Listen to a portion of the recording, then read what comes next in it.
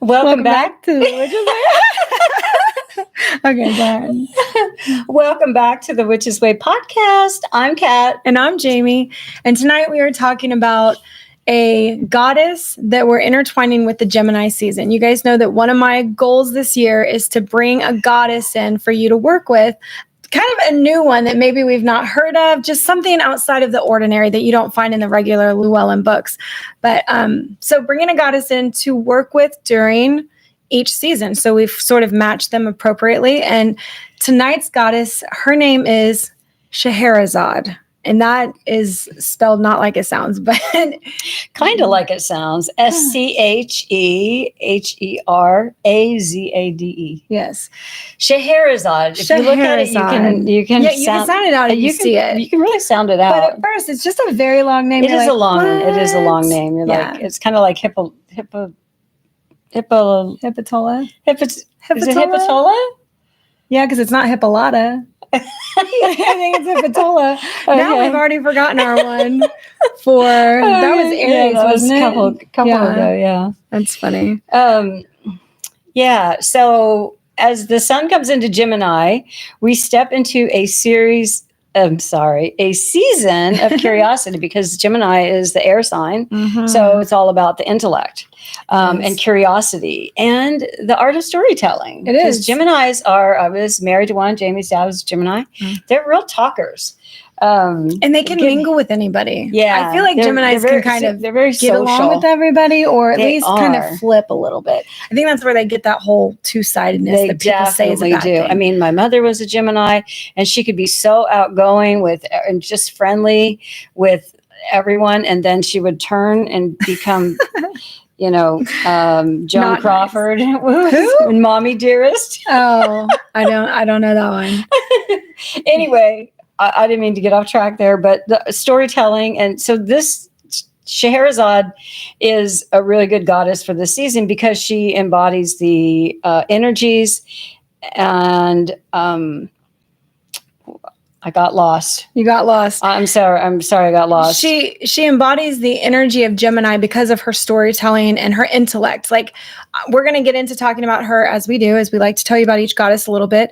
But when you see what her skills were that kept her alive, you've seen a theme for a lot of the goddesses that we've talked about on how they were wronged or how something happened. It put them in this predicament and they had to find skills to keep themselves safe or other people safe or just survive or like be that warrior person.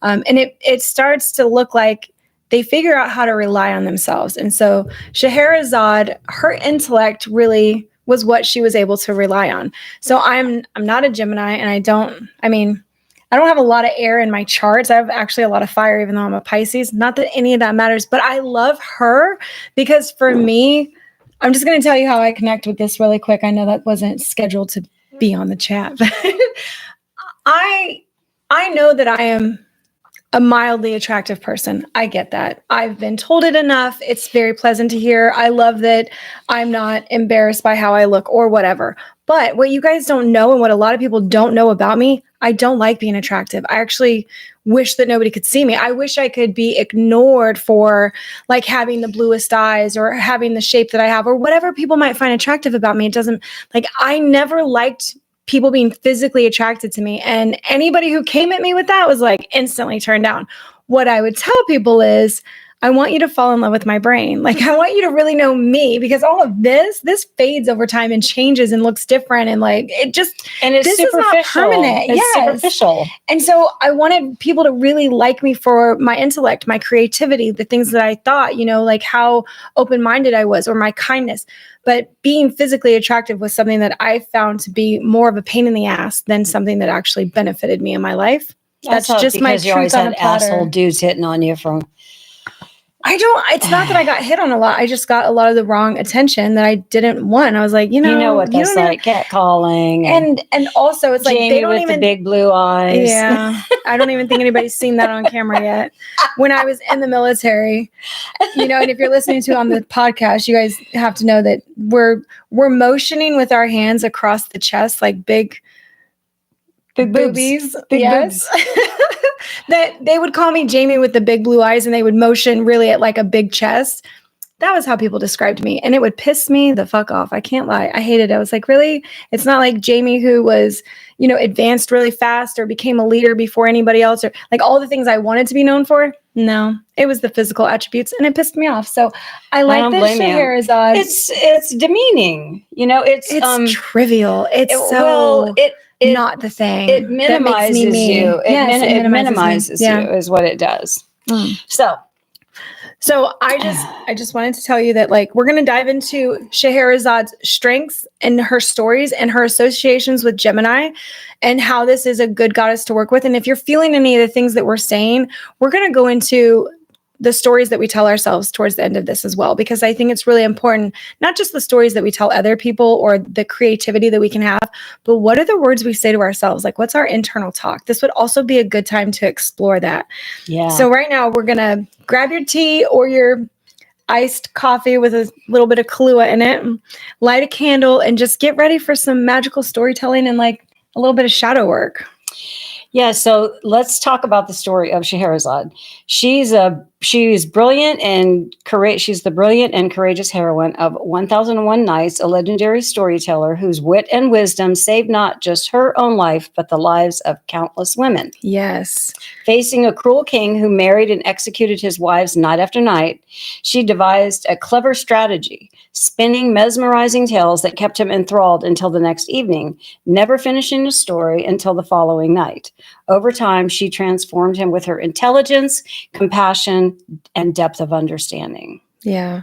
I'm going to add a little bit more to this because I sort of left out the mean shit. I can't lie. The mean? Well, okay. So in the Scheherazade is like, if you know the story, like the Arabian Nights, right? That's where all of this comes from. The 1001, what was it called? I already forgot. 1001 Nights. Okay. The reason that it's called that is because this king used to find, and this pisses me off, that's why I didn't put it in there, and now I'm saying it anyways. He used to find a virgin every night to marry, have sex with, and then kill her the next day because he had a huge mistrust for women. Mommy issues or something, like what the fuck happened to him? They don't say in the story. But this is a story about how a woman became more than her body and her use to a man. And that's why I think it's appropriate to tell witches about, because we have way more fucking uses than what we can do for men. Like we're better. That's all I'm going to say. Yeah. We don't have to get into all of that. But so what Scheherazade, when she was chosen, obviously because of her looks, she was young, she was a virgin, all of that. So she was chosen on this other merit, and she knew what her fate was going to be. She knew that when she married the king, that her fate was going to be sealed. So instead of letting him sleep with her, she created these stories for him to listen to and really got him like involved in something different rather than just thinking about having sex with a virgin.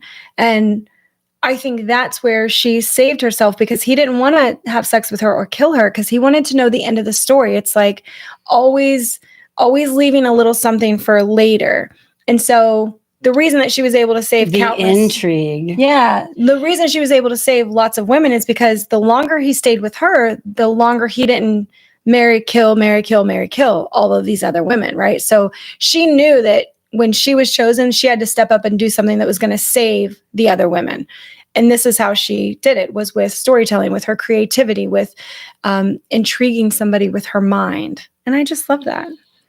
Yes. So she makes the perfect representation. She's the perfect representation of Gemini energy, because Gemini, ruled by Mercury, thrives on intellect, verbal skills, and quick thinking. And communication too. Like Scheherazade, Geminis know how to navigate life with charm, adaptability, and curiosity. Yeah. And I think that's so true, although I do know why they're called the twins, because there is a totally dark side of them on all the ones that I've known, including my mother, my husband. So she has experience with Geminis, and there's some feelings there. I do. Well, actually, then John's father, also a Gemini. Was a Gemini? Wow. Yeah, your dad and him just one day apart, birthdays, May 30 and May 31st. Look at you. That's crazy, Mom. Yeah, I know. So I recently have got a chance to hang out with a male Gemini.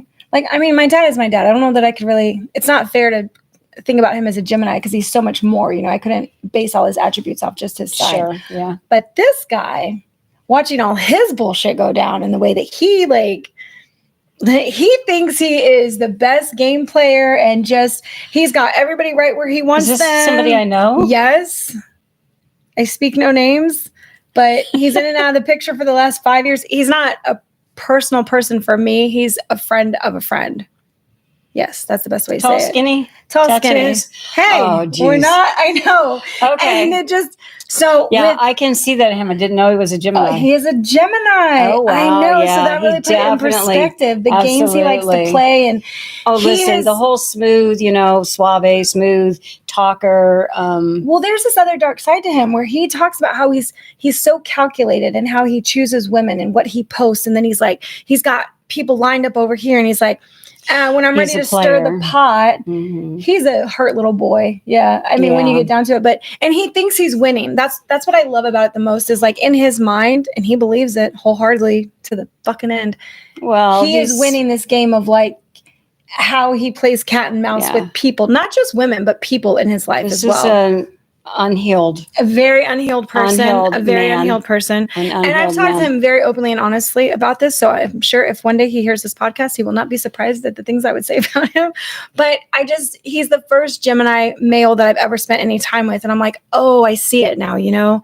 I see it. It's just the game playing, the storytelling, the creating situations, the thinking he's directing how people do things and believing he's kind of the puppet master or in control a little bit. It's very interesting. And when you're an outsider who has no emotional attachment to his whole situation, you're looking at that and you're going, you just love drama and you just want to like keep the thing going. And you don't want to, he talks about how he just spins in his head all the time. He's like overthinks everything. I think all his efforts are just a way to avoid intimacy and dealing with close connection. Again, he got hurt and now everybody suffers, including him, but he doesn't think he's suffering. No, he doesn't think that now because he's still youngish. Yeah. I would say youngish. He's still, good looking, young guy, women I'm sure are drawn to him.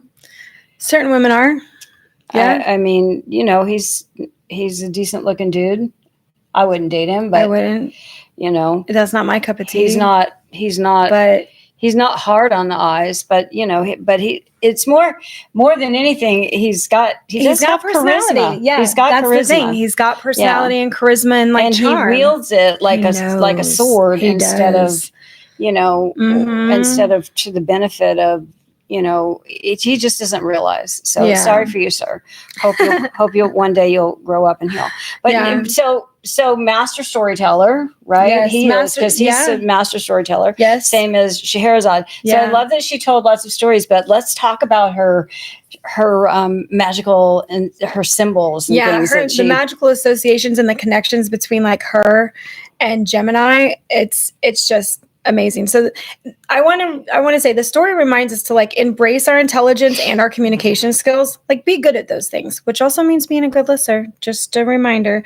But it's particularly in situations where our voices might be silenced. So in Scheherazade's story, she was going to be silenced at some time. She found a way to be heard. She created a situation where she could be heard, and she was winning him over. Like the end result of her creativity and storytelling was that she won the king over, through that dedication to putting him outside of his comfort zone where he never had to listen to these stories before and never knew how to, like, patience didn't seem to be his thing. So he had to be patient for the next night and hear the rest of that story. And when that one went in, she would start another one and be like, oh, but did you hear about this?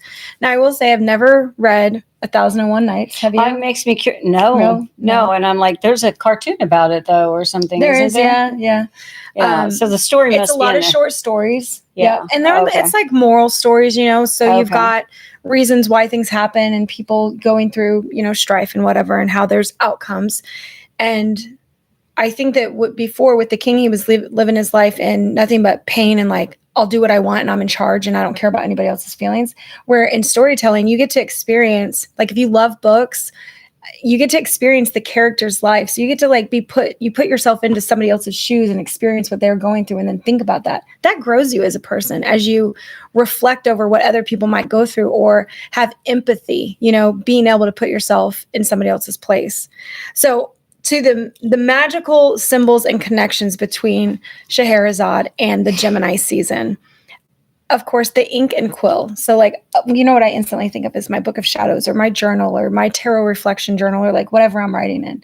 The ink and quill. Like this is where we can really let out our thoughts. Writing spells. The words of spells. Affirmations. Yeah, affirmations. That's been big for me the last couple months for sure. As you guys know, if you listen to the last episode, lots of affirmations I had to do since I couldn't do any magic at the time. The crescent moon. Could anything be more witchy than a crescent moon or a full moon for that matter? But the moon itself, it's a symbol of mystery and feminine wisdom, reflecting the lunar connections to the cycles, intuition, and secrets whispered in the night. I think everybody feels the mystery of the moon. Like I love the moon, and I just wondered if it was because I was born at night, so like I have this because I got a night chart. So do you. I do. And I wonder if everybody's as drawn to the moon as I am. I think it's, it's it's definitely that feminine energy. Yeah. Or representation. But I love the moon. So books and scrolls. Because of course, storytelling, I mean, I think when she was telling it, hers was all just created. She wasn't reading from a book, but we have that all written down now. I mean, all those stories that she told back then are written down into a huge book. It's kind of like 1,001 Tales, Yeah, it reminds me of the Arabian Nights and all of that. That's what I was thinking. Yeah. It's not the same story though, right? That's one of the stories in there. Oh, so it comes from that like novel of all the stories. I'm curious now. I sort of think Aladdin is one of them too, but I didn't look that up before I wrote this down because that wasn't the goal of it. Is like, right? Yeah. What are all the other stories? Makes me curious about the book. Yes, please look it up.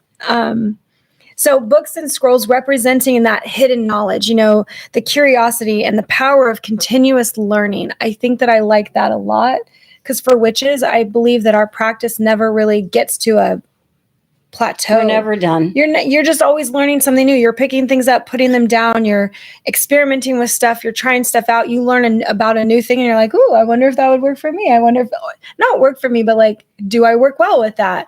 There are certain things in witchcraft that I've never picked up, and there's other things that I've clung to for my entire craft, like some people love oracle cards. I'm a tarot girl. Oracle cards and me, I don't know. So it's, so that would be books and scrolls, and we'll just add tarot cards to that. Divination tools. I love that. Yeah. Scents that enhance communication, mental clarity, and storytelling magic and rituals. Yeah. Sandalwood and jasmine. I love like those. Yeah. I love those smells. So we have lots of jasmine plants. There's like hundreds of types of jasmine plants. Night blooming ones. I think I have a candle over there that I just bought. This sandalwood and jasmine. Oh. Yeah. How appropriate. Yeah. Yeah. I'm pretty sure that's what it is. Oh my gosh. So ways to work with Scheherazade during the Gemini season would definitely be like storytelling magic. And we're going to get into this a little bit more in our third part, but write down your own empowering narrative, right? Like choose your story, choose who you want to be. I think for me, because I'm a Pisces, I've always lived in fairy tale land, or when I'm ready to get creative, I just make shit up on the whim. I know that my sister and I, when we were younger, like we would run off into the woods and play damsel in distress women who are living out in the woods and we don't need anybody and we're never coming home and we ran away and Yeah. That's just, I liked it. So our journey and our storytelling when we were younger, I think we're really good at it because nobody's judging you on it. And as we get older, it's like, snap into reality. You need to be realistic about things. Stop wandering. You're not applauded for creativity and storytelling and living in a fantasy world. We'll applaud you. Live in that fantasy world. As long as it doesn't impede your life, like make sure you take care of your normal responsibilities. That's kind of magic and mundane. Yeah. Another way to work with Scheherazade in Gemini season, divination and wisdom seeking. See, I wasn't wrong. Okay, so tarot and oracle. Yeah. Or if you don't connect with oracle, something else. There's also, what other cards are there for like tarot cards? Oracle, tarot, angel cards, angel number cards, those kind of cards. These are like question-based spreads that allow your curiosity to guide you to a deeper understanding of, where you are in your life or where you're going in your life or what you want out of your life. I mean, you sit down and with a spread and you're like, what's the question? Yeah. What is the question for today? And do you go into doing that? Do you have expectations, or are you open to whatever the cards say? Because I think in some phases of myself, I'm like, I expect the cards to tell me exactly what I'm actually doing right now, what is happening, like confirm what I want you to confirm. And other times in my life, I'm like, tell me anything. I was like, I don't know. I need to explore some other part of myself. So send me a card I don't understand at all and send me on a journey. So that curiosity of reading your cards in a different way and like, oh, maybe that could mean this, or, getting outside of that thinking like, yep, that's all I want it to be. I used to pull a tarot card and an oracle card every morning before I went to work for like inspiration for the day, or just a message for the day, message for the day. Anything I like that, I should like, where should I focus my attention, or what does spirit have to say to me today? And I always just found it so, I mean, it really, I don't know how to describe it. It was comforting. Uplifting? It was comforting and uplifting because it was like, I felt like it was a message from the other side. Right. Yeah. From my spirit guides, my higher self, about where I needed to focus my attention or what message I needed to hear. Sometimes if I was feeling, sometimes if I was not feeling all that great in about, because this was during a time when I was really going through some tough shit in a relationship, in my last relationship. And so I needed that, I needed those messages, and they really helped me. It's like the year we bought the little calendars where you tear off a page, those little peel away calendars. Yeah. I liked having those. Now, sometimes I would get all my messages in one day because I forgot all last week to peel them. So it'd be like 7 messages in one day. And I was like, I'm good with that. I liked all of them. Thank you for the array. Oh yeah. The calendars have the little little quotes, like those down there. There's a calendar we have down there that we're using for inspiration for, I don't know, something. Yeah, I bought one this year called "You're a Badass." It's just all these little things about. Oh, we're going to talk about what do you tell yourself? Yeah, what do you tell yourself? Exactly. Like, you might need that to build confidence or to hear something different that's not being said to you by another person. Yeah, you can buy those things for sure. So one of the last ways that we're going to talk about to work with Scheherazade during Gemini season is focusing on your throat chakra. So this is a physical thing, and the color that represents your throat chakra here is blue. So, even working with the color blue could bring about that, but being able to find your voice.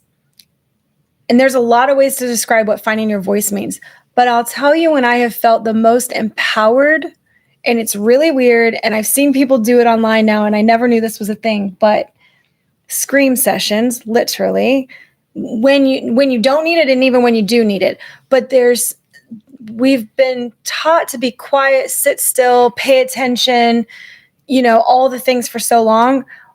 Sometimes when I am in the car, I decide the music is going up the loudest and my windows are up because I don't necessarily need everybody to hear me scream or cry during a song or whatever. But I use that the singing part for me, the screaming singing part on an angry song or a really good song. And I'm just like, just go to town with it, or sometimes when I'm really pissed off and I want to hit stuff, like I really want to just punch something, like I got so much energy built up in frustration, I just scream. And it hurts. It like breaks a vocal cord each time, I swear. The scream is terrible. If anybody heard it, they probably thought I'd be being murdered, but it's a release. Yeah. And it just opens everything up for like what you've pushed down, that throat chakra release to scream or cry or sing really loud, happy or sad. It's very cathartic working with your throat chakra. Yeah. So you can burn blue candles, use lapis lazuli, anything blue that goes around that.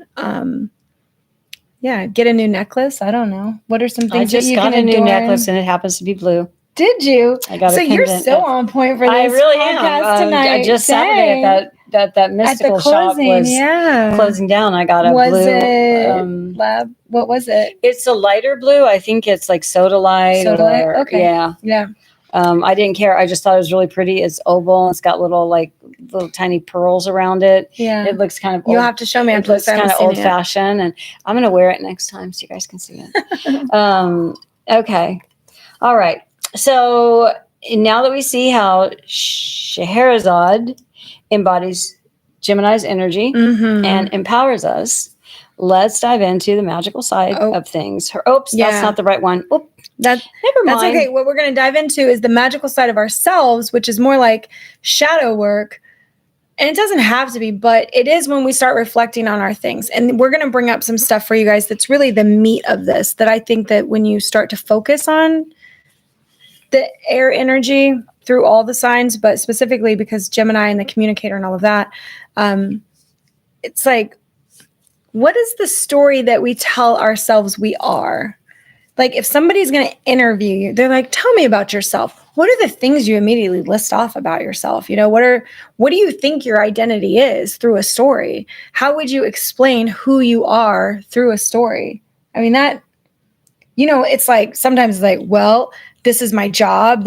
I have kids. I'm a wife. That's exactly what comes to my mind. Like I'm a mother, a grandmother. But is that who you are?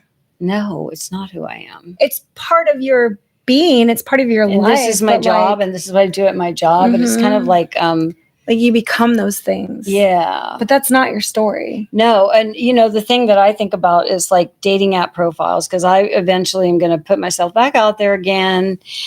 And I follow like burned haystack dating method. You guys should check it out if anybody's like dating and especially if you're in my age group, a little bit older. Check that out. It's on Facebook and Instagram. And, you know, one of the things that the author of that method teaches is how to analyze profiles, dating profiles, and get rid of guys. But what I think about is she also teaches you or kind of guides you in how to write your own profile. And I really, you know, I think it's one of the things that like, besides finding like pictures that I really like or whatever, writing about myself, it feels hard to me. I will really have to sit and think about like, who am I really? You know, like, who am I? Who are you? What do you want? What are you looking for? Yeah. It's, for me anyway, especially because I'm older in my generation, I think, you know, so much of what was put before me was like, this is the expectation of you, mother, you know, become a mother, get married, become a mother. Little boxes to fit into. I was thinking about this, how, you know, I didn't ever plan to go to college, you know, that wasn't really made, like nobody ever said, my parents or anything never said, or anyone, any counselor or whatever is like, well, what do you want to be when you grow up? It's like, it was, and I thought I just wanted to be a mother. And I never really thought about like, what do I actually like and want to contribute to the world? Or what do I find interesting that I would want to study so that I can help other people with it or whatever. So I think especially for a little bit older generations, maybe not yours, because by the time, you know, we get to my kids, you know, by the time I had kids in the late 70s and 80s, you know, things were changing. But when I was a teenager, it was the 70s and things were still very much kind of backwards in this country. You know, women were just getting full rights like men, like, you know, the ability to have their own credit cards, you know, with their name in it and stuff like that only happened in the early 70s. So there was a whole, you know, there was this whole generational thing that growing up, I didn't hear about all the, you know, things all you the could possibilities. Like you could be an astronaut. Yeah. I was just take care of your brothers and sisters. So I was in that mommy role as the oldest girl, and you know, help around the house and do. So, you know, it's kind of very like domestic. I almost feel like it was sort of, I was kind of like brainwashed, although I think it was like my mother didn't know any better. My mother only knew that, and her mother only knew that too. Women's roles were so defined into this little box of mother, housewife, wife, caretaker. And we didn't go beyond that until, you know, women's liberation, really, until we started burning bras in the late 60s and in the 70s, and women started fighting for their rights, you know, to be equal. And we're still to do more and be accepted for it. You know? Same, you know, because men could go do anything and they were allowed to do that and they were encouraged to do that, but women never were. And so, when I think about dating app profile, like writing my own profile, it's kind of terrifying because I will really have to work hard to think about something else to say besides I'm a mother, a grandmother, and this is what I do for work. And I have a dog. And I have a dog and a garden Yeah. And, you know, I mean, gardening is part of you. So at least that part is like, that is a desire that is just for you. Yeah. You Well, know? the other thing, you know, I have a certain belief system too. So that would definitely be a part of it because, you know, feminist, you know, libtard, liberal. I would never say that. Don't use words I don't know. Okay. Well, that's not a good word. So, so that was more about like the stories that we tell other people, right? Like how we explain ourselves to somebody else and the depth that we have to get to in order to not just be these surface level labels. That was hard to say for a dyslexic. But then, you know, if you start uncovering the layers that are us, like the onion from Shrek, it's like all the layers that make up us, you get down to these other things that are really so personal. We don't want to tell people your childhood traumas, your hurts and pains, the bad relationships you've been in, because you don't want to come off as bitter or, you know, a recluse, or you're just, you know, the insane aunt or something. Or you don't want to be judged. Yeah, it's the judgment that then when we do open up with our stories, so we play it safe by putting ourselves in these little boxes and being like, you know, here I am. This is me. I'm okay with that label. This is the things that are acceptable. Yeah, here are the things that are acceptable and safe, and that I won't get criticized for. Right. You know? Yeah. Because we still do as humans. I think it's, you know, we don't want to be judged, and especially in the age of the internet, you know, that shit can go viral and you can be a meme next week and nobody wants my that. Poor cousin, my poor Hawk Tuah cousin, Haley Welch, just poor girl. She's not really my cousin. Just was her last name Welch? Yeah. Oh my God. Haley Welch. We were like, oh, Hawk no. Tuah, the Hawk Tuah girl. Good Lord. I mean, so it's you don't want to become a meme in a bad way anyway. If you can be inspirational, that would be okay. But usually people don't latch on to that. They usually latch on to the negative and then blow it up. Or something that's hilarious. I mean, it was funny, but damn, I don't know that, you know, her grandma has to know about that and like whoever. So as long as people can find humor in it, my own experience with that is, you know, I married a man whose family is Episcopal, and it's like, I go to places and when people are like, what do you do? I can't be like, I run an online witch school and I help women, you know, through stuff spiritually. And you should see me when people ask me what I do. I'm like, which version of this should I say? Like, what's appropriate for this room, this conversation, this person, audience, everything. Yeah, you have to. So, you know, I've had to have many talks with Tony. I'm like, so if I just tell people I'm a witch, like, how are you going to feel about it when they come back and go, your wife just said she's a witch. Like, is that a joke? We don't know what to think of that. What do we say? And he's like, honey, I accept you for who you are. You say whatever you want. And I'm like, he actually has helped me more so be my true self in plain sight all the time because he's proud of me. And it was like that. He's one of the first people besides like family that was standing outside of my box and goes, whatever you want to do, like be you. That's all I want. I fell in love with you for who you are, be you. And you can tell everybody who you are and that's okay. Except his mom, because she's 84 and just doesn't need to try to wrap her head around that. She would not understand it. I would never be able to get her to understand it. So we don't talk about those things. It's just, you know, we don't have to. And that's okay too. So my story with her is like, I'm Tony's wife. That's who I am with her. And I have a kid and I have a family and she likes my family. Like that's good enough for her. It doesn't have to go in depth too much. Yeah.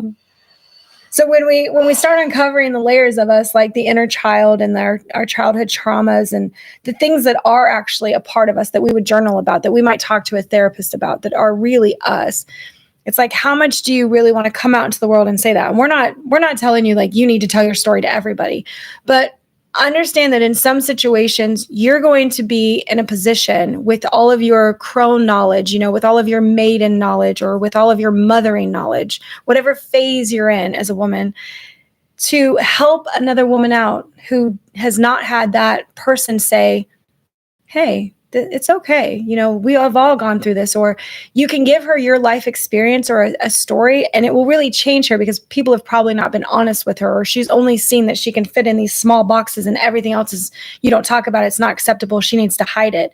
And I think that's where every time that happens with me, I feel like I grow as a person if I'm helping somebody else grow when I tell them, Girl, yes, do all of that. Like, do whatever you want. And if people have something to say about, fuck them. Like, like, be true for you. Like, live your life for you, because you only get one of them. This life, you only get one.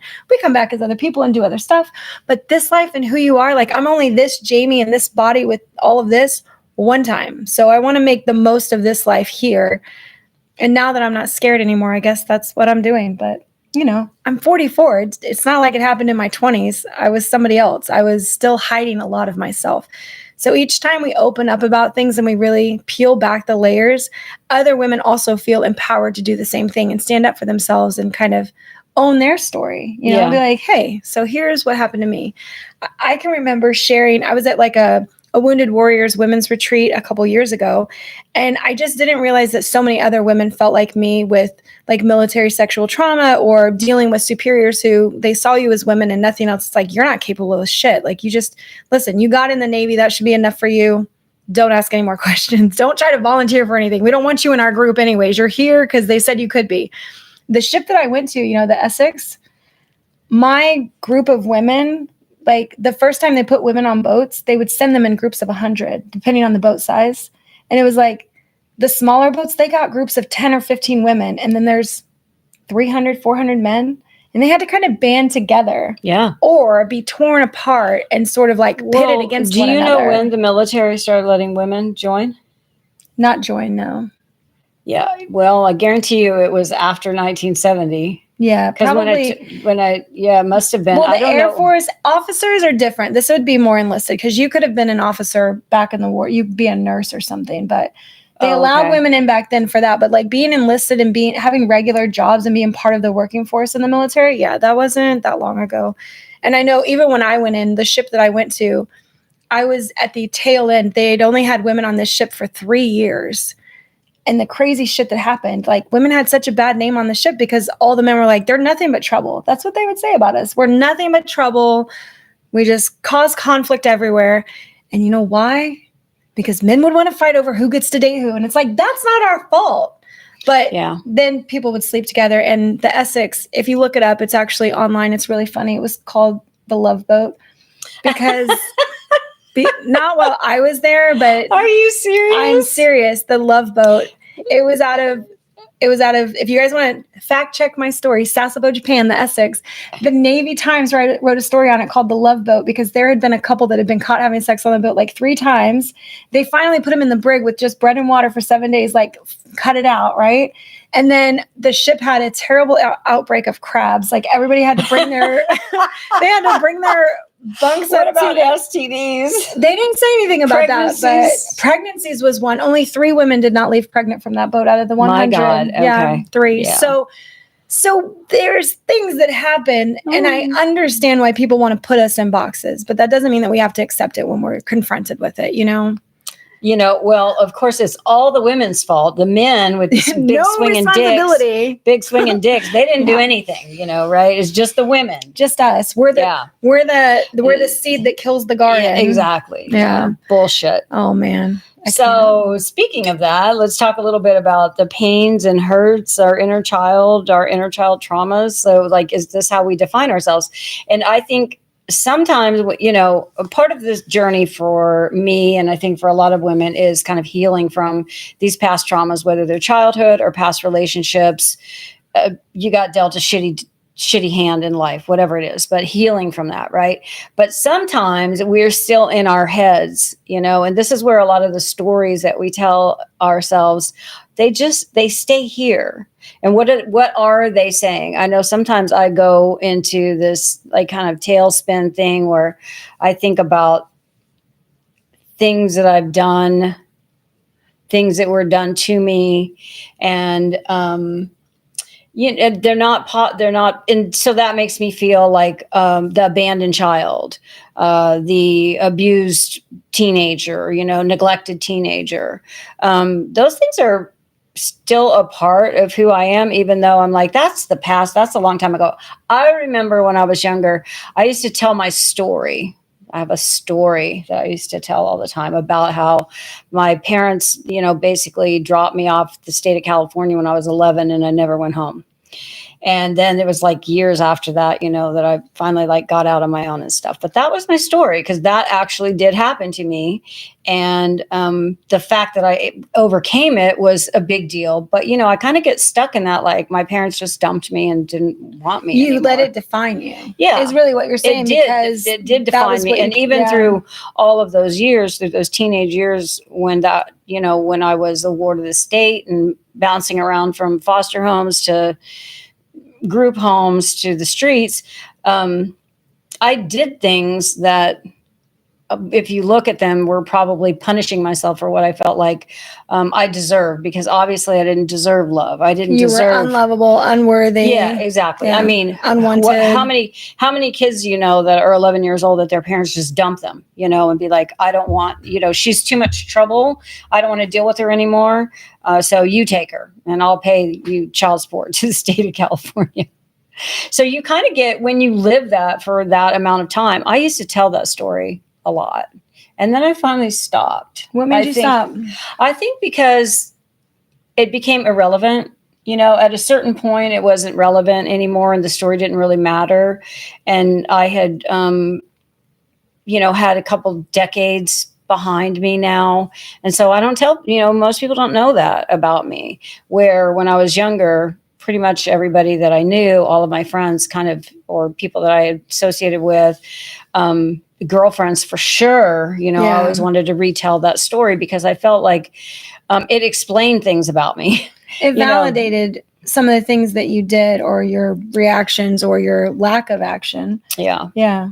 And that's where we get stuck, and why shadow work is so important, is because what are the things that we carry with us that are really hurts and pains that we're trying to heal from, but we let them define us. One of the things that we've said in this family is that, women have bad pickers. Like, we go after men that are, I don't want to say unavailable. I was going to say unavailable, but unavailable. It's not. Yeah, they're emotionally unavailable. It's not necessarily.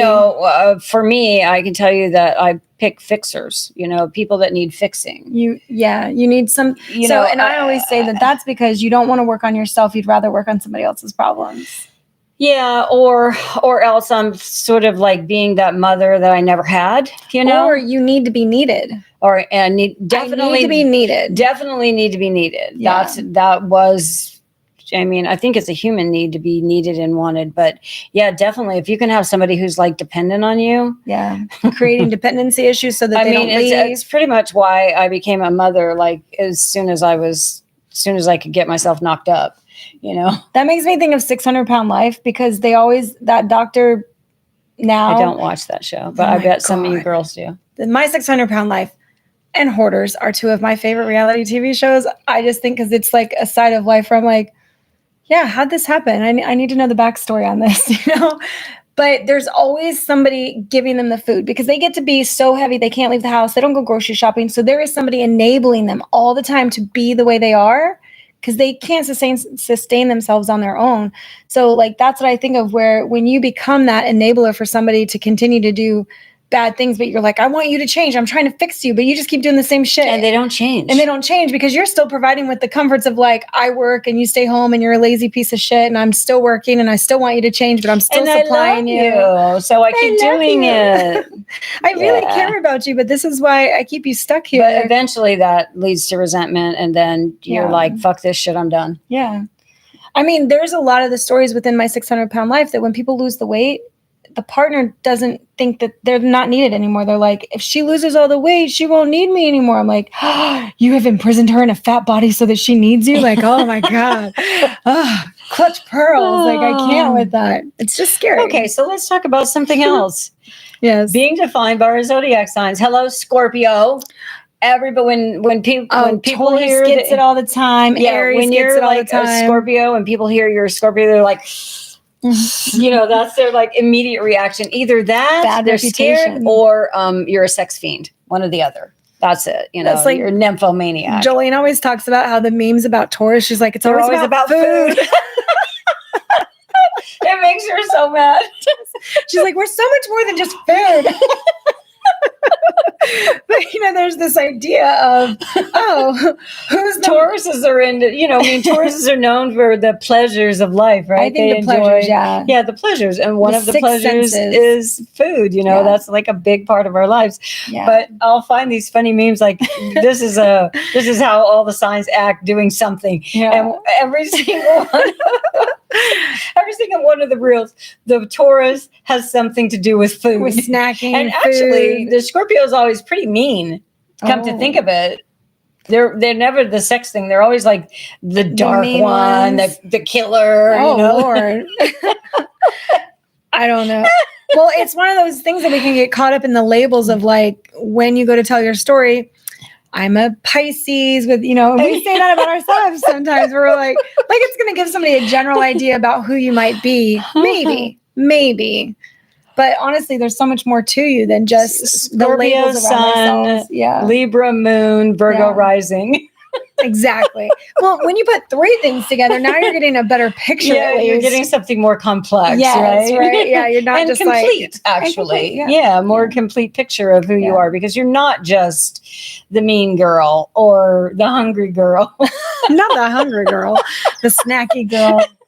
Listen, I remember years ago there was the one with was it the penguins? And it's like, I'm ready for some snacky snacks, and they were patting their bellies. No. Oh my gosh, this was when I first moved here. That meme, that reel or something was going around, and it's like, I'm headed to the kitchen in the middle of the night for some snacky snacks. Did you send that to Jolene? No, Jolene shared it with us. Oh my god, so I love that. Knows. Yes.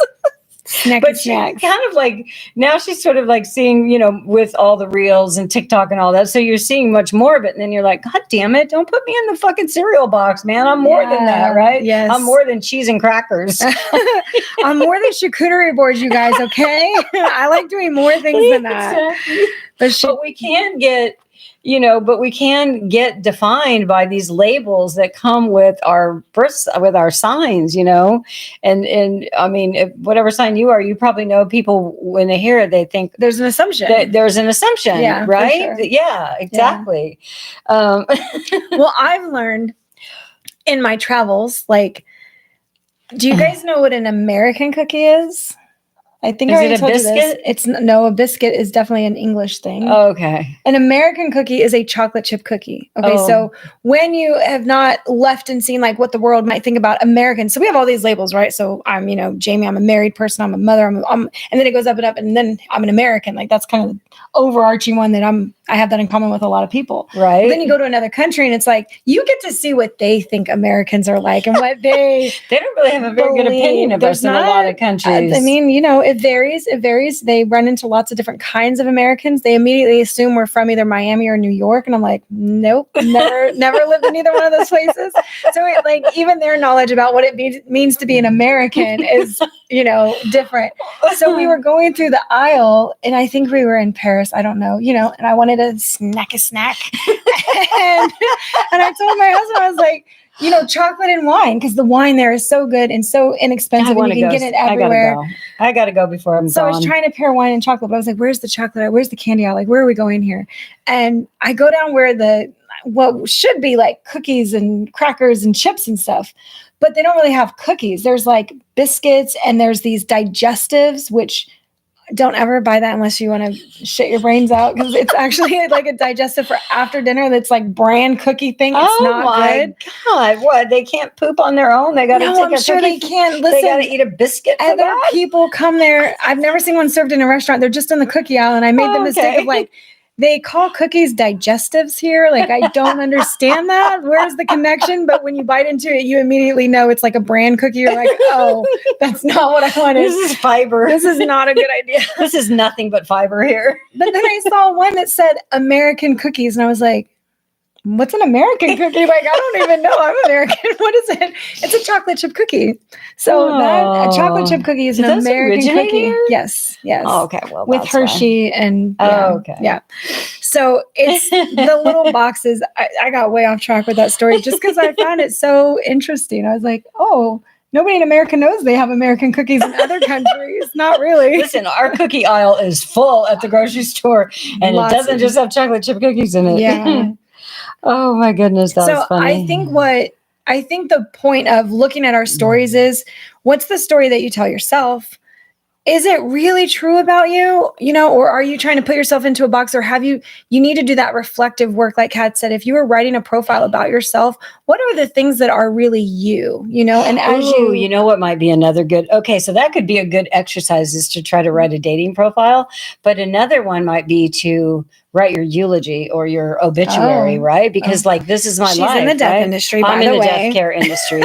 So that came to my mind because I think about obituaries and how people describe their loved ones, life. Like she was a member of the church and she volunteered, and so they tell all these things that they did, and activities and things that they were involved in. But maybe that's an exercise too. It's like, what does your obituary say? I just thought how appropriate that you're in the death industry and you're a Scorpio, because that's what you brought up.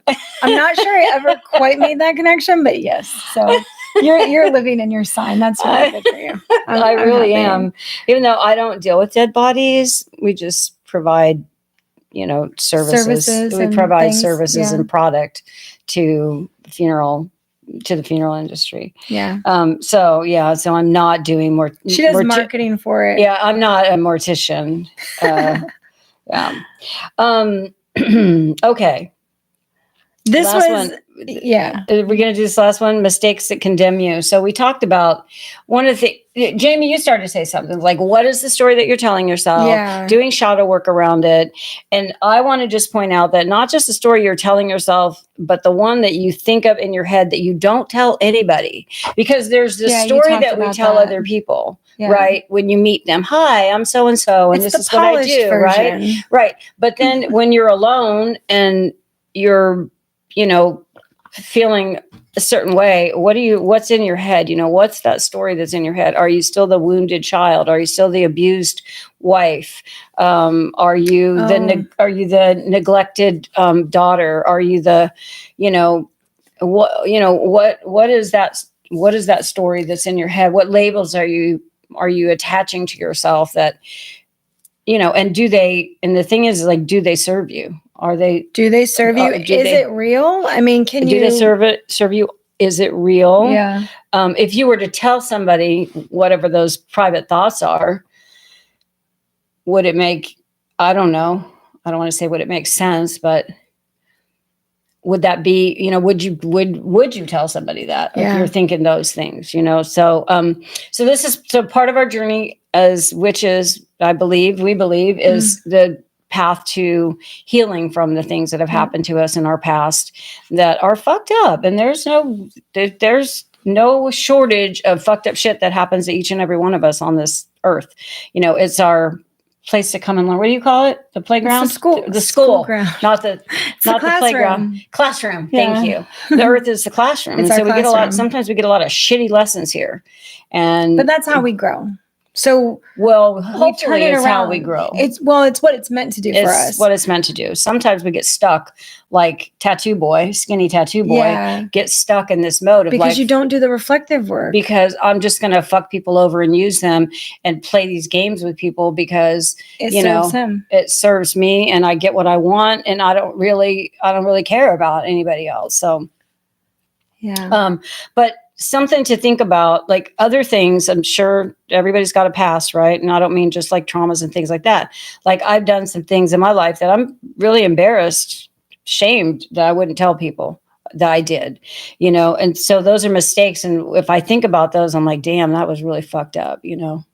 I'm really sorry that I did that. But those mistakes don't define you. And you can, depending on the mistakes that you've made, you can get stuck in that cycle of like, guilt, feeling unworthy and feeling no good, like you're not a good person. Yep. Like you're undeserving of good things happening to you. Yeah.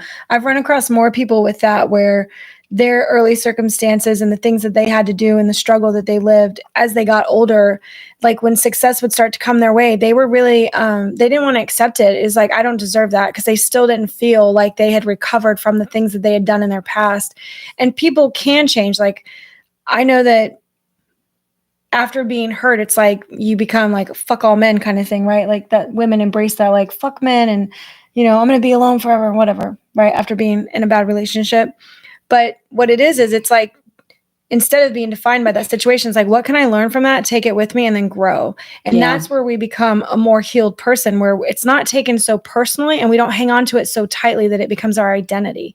It's something that you've gone through, write about it, put it in a book that other people can learn from. Like, use it for something that helps grow something, either yourself, somebody else, whatever you can do with it. That's part of the storytelling, that as we tell people the good and the bad part of ourselves, we're not looking to condemn ourselves or say that, we're bad forever. Even if we lived 10 bad years, and that could be, maybe we were addicted to drugs and we stole and we were in jail and we did all this stuff, and you'd be like super embarrassed to tell about that 10 years of your life.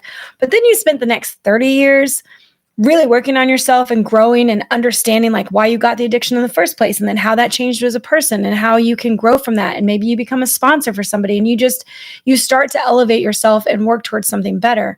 That for me is really, I think, what the Classroom of Earth is about, is how we take shitty things that happen to us or shitty things that we do, and we learn from them, we grow. We can admit them or not, tell people our story or not, but what we do after that really shows our character and who we're trying to become. And that's what we believe witchcraft is really about, is like, you have a starting point. Sometimes you fall back and go forward and back 2 steps and all of that. There's that growth thing that happens. It's not about, one bad deed condemns you forever. Yeah. It's about learning and growing from that and what you can do. And it's you who has to accept you and not necessarily anybody else, because that's the story in the head that Kat's really talking about, is what's the story in your head, and, telling people how hard would that be? And would you, how would you feel about that with everybody knowing your secrets or your past or your hurts or like the messed up things that happened? I often spare people the messy details of my life because I don't want them to feel bad for me. I'm like, no, I'm good. Really. I don't need pity or sympathy or whatever, unless the stories are to show somebody that I can relate to them because I've been through things before. Yeah, I think that's where our stories can be helpful to other people, is when they can you can share them with them and show that you understand what they're going through, because you have been there before and you've come out of it. Yeah. There's this quote that I was trying to remember right before we started this, and it's from Pirates of the Caribbean, Jack Sparrow, and it's like the time that he saves Elizabeth Swann, I think, because she falls off the thing because she's wearing a corset because it's the newest fashion, whatever. Too much storytelling, I know. But they find out he's a pirate. So at first they're like, he saved Miss Swan. Yay, let's throw him a party. And then there's something on him and they're like, he's a pirate, kill him. And all of a sudden it's like, wait, you wanted to throw him a party for saving her, and now you want to kill him because, he's lived a life of a pirate. So there was, the way that they said it was, a lifetime of good can be erased by one bad deed, versus a lifetime of bad can't be erased by one good deed. Did I say that right? It feels so confusing. It just means that, like, say you lived in I don't know, you were perfect and you never did anything wrong for 50 years of your life, and then you get drunk one night and, hit a mailbox. That one deed is now like, you got a DUI, you're condemned forever. That's what you're going to be known for. But these other 50 years where you did everything right and good and never broke a rule. Oh my gosh, I just had this this thing just popped into my head about people who, because we see this in Florida, unfortunately, a lot, where pedestrians get hit by drivers. And there was a lady just hit, a woman hit a mother. The family was in a crosswalk. It was awful, but I don't know what her backstory is. The woman I know, she left the scene. I know 2 children and mother died, not at the scene, but after the accident, but she left the scene. And so of course she's charged now. And I just think about her, like, I don't know what her life was before this, but something like that is like, it's almost, how do you not let that define your life? So how do you not let really bad mistakes that you make define your life or define you, and then make you feel like that's all that I can be because I did this one terrible thing, that's just like, I caused somebody so much pain, or I did something that's just so awful, to society and even to me, Yeah. So, but there's life after mistakes, and we're not defined by our mistakes. And I believe that we are defined by what we do after we make the mistakes, Yes. and what we do after that, and how we live our lives after that, and how we make, amends, if you will, and we go out into the world and we do good things. And I hope that I can't imagine living with something like that, though. No. To be. Yeah. To have such a, I mean, that's like, I definitely wasn't talking, killing people or murder or anything like that. I know. But that just popped into that happen, right? But that popped into my head, and bad things like that happen. They happen to people. People make mistakes, and they drive and drink, and then cause car accidents. And, Well, on a not as serious of that, but, kind of going from last week's podcast where we updated you guys, my son having epilepsy and recovering right now and just all the things that he's going through. Sometimes I get scared to leave him alone, because what if he does have an episode and he can die? There's a sudden death by epilepsy thing, and he's at high risk for that because of the type of epilepsy that he has. And so I have that guilt or that fear with me a lot, that I'm not going to do the right thing. I'm going to leave. I'm going to, I left him alone for too long, or something happened. And I'm worried that if he has that seizure that could possibly kill him, how will everybody will be looking at me like, why weren't you there? Where were you? What were you doing? It's like, fuck, you can't sit on top of somebody all the time. How do you go on? So I've actually struggled with that thing where, what if I'm held accountable for if something happens to my son while he's in my care, right? While he's getting better at my house after the hospital stay. I've had that thought. And it's like, you do the best you can in the situations that you're presented with, that you get yourself into. And it's about how you react to everything, or how you recover from it, or what it is that you're like, there's a purpose for this. What is it going to be? Maybe it's that I refine my whole life into, like a drunk driving type thing. It's like, now you're an advocate for that, Yeah. And I've always thought that should Cameron die from epilepsy, I would become an advocate for epilepsy, for early detection, for things that people don't know that happen early on before you have a witness seizure. Like, I've had to think about that, because that's a real part of my life. Also because I don't know if you just learned, or if you knew that he was having seizures even when he was young, like really young. I learned that after he was diagnosed. Okay. Yes. And I just learned the aura thing is an actual seizure. And we didn't know that either. The things that you didn't know, that nobody tells you, are... You don't know what you don't know. Yeah. And how can you, being held accountable for that is like... I mean, even you looking back, you might say, I should have known, there was something wrong. I should have investigated more. I should have looked into something more. I should have gone to a doctor sooner. Yeah, absolutely. Exactly. Yeah. Absolutely. When I say things like that, I can feel the guilt and the pain in my chest, because I could have saved him a lot of heartache and pain, and like 2 years worth of turmoil in school, and not understanding what was happening to him, because nobody knew. Yeah. Well, the crazy thing is that it coincided with the onset of adolescence, which is a time when kids sort of change, sort of become assholes. They become jerks, and they don't like their parents anymore. And so when you see these when you see these behavioral changes at certain ages, then you're like, oh, well, he's a teenager, or they're a toddler, or, terrible twos. You expect this, but anyway, that kind of went off on a because it's, mistakes don't condemn us. We're here to learn. And if you believe like we believe, we're all souls here going through lessons. I mean, when we go back to childhood, I guess this is something I wanted to say a while ago, but what I do now with things that are bad that happened to me, that are part of my story, like my dad dying from cancer, after not being in my life for almost 20 years, I only got 1.5 years with him, and I felt really shorted. I was like, that's bullshit. This is really like, how dare you, universe, give me this little glimmer of like, oh my God, my dad is here and I get to have this relationship with him, only to take him 1.5 years later by cancer.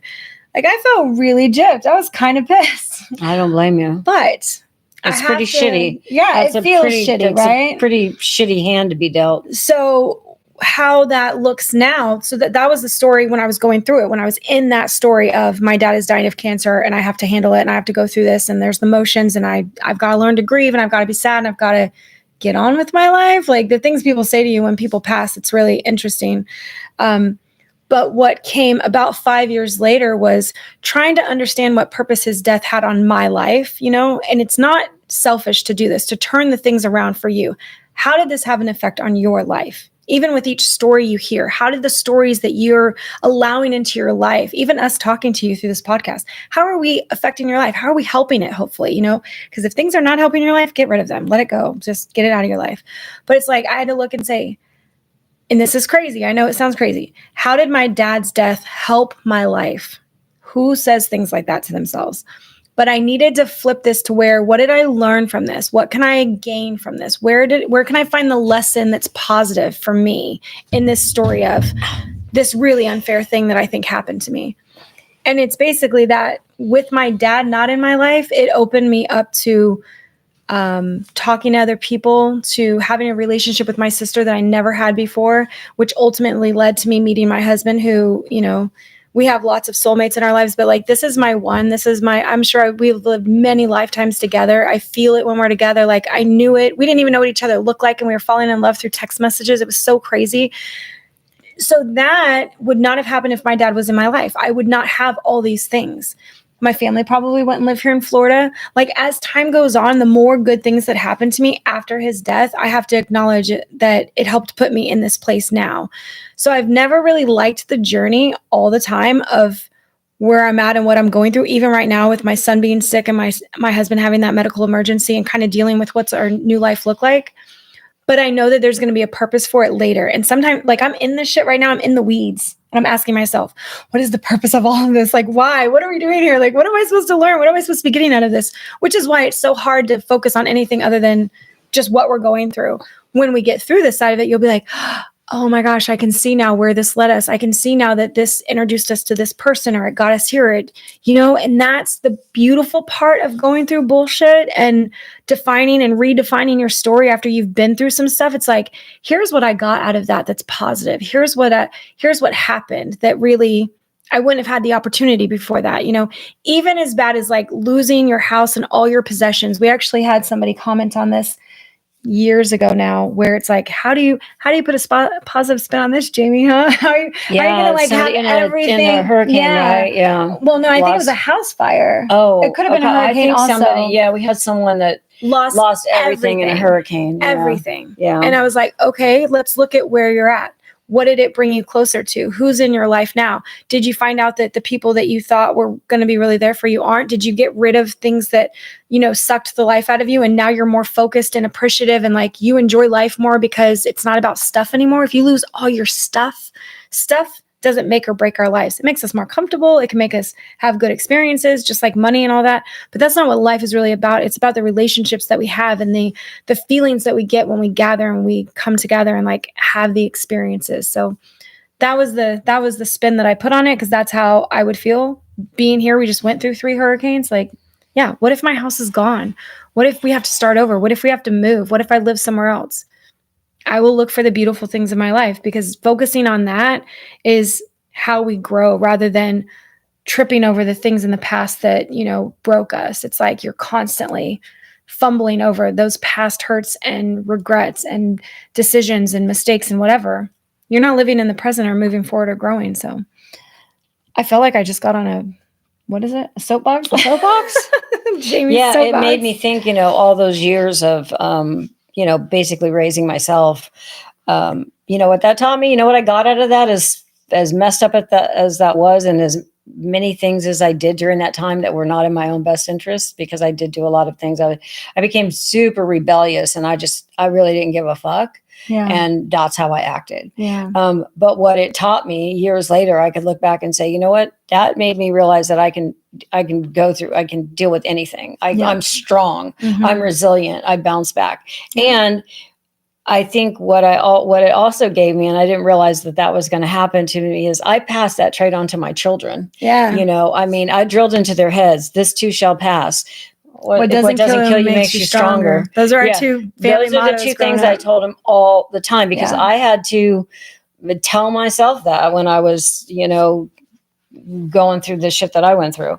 So when I write my story about myself, things that I say, I have perseverance like a motherfucker, like water against rock. I will just keep going. I will not give up. The give up gene tenacity, is not in me. Yeah. No, it's not. Fortitude, like to stick it out and and there's one that's like, it's not always a good thing, but I will self-sacrifice to get to that end goal that I really want. I'm okay with that. I'm okay with being uncomfortable. I accept it because I know what's at the other side of it.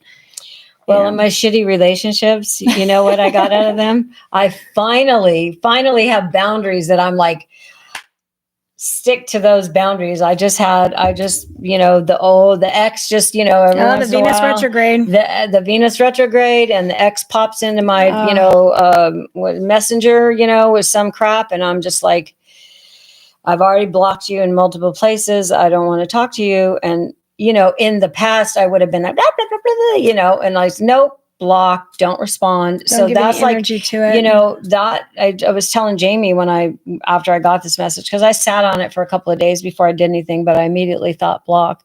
And I sort of wanted to get through like what my feelings were about it. Right. So I was kind of pissed off. He was showing up in my life again. Like, how dare you leave me the fuck alone? Right. Which is what I wanted to say. I already blocked you. Yeah. I don't want anything to do with you, but I don't want to tell him that. Right. Because that message he won't hear it. He'll hear something else. Oh, you really love me. We had the whatever. Right. I'll be like, she responded. That's exactly. That's a foot in the door. All that I need to do is like, she got my message and responded. Yeah, exactly. That's enough for him. So I had to sit with it for a couple of days before I realized, like, this is my boundaries. Like, I'm not letting you cross this line. So block and no response. And you know what? I'm like, yeah, that felt powerful to me. And I won't let him back in. And he will continue to reach out. At some point in time, he'll send me an email, because I don't think I can block him in email, but I don't know. He still has my number. So I expect it, he'll keep trying from time to time to pop in, because that's who he is. Because that's who he is. And for 15 years, I let him do that shit and come back and all the crap. So anyway, strong. I got really strong from the childhood stuff and realized that, nothing was going to keep me down, even though I really struggled for probably all through my 20s, trying to get my shit together. And it didn't really start happening until I was 30. And then with your Saturn's return, with their relationships, it's like, I finally feel like I've got this like line where I'm not going to let anybody cross this line with me. Yeah. I love that for you. As hard as it was, that's the lesson, reward, whatever for me. Think about what the hard shit gave you. Yeah. Like, what is the thing that came about that you wouldn't have without it? It's the best way to spin it.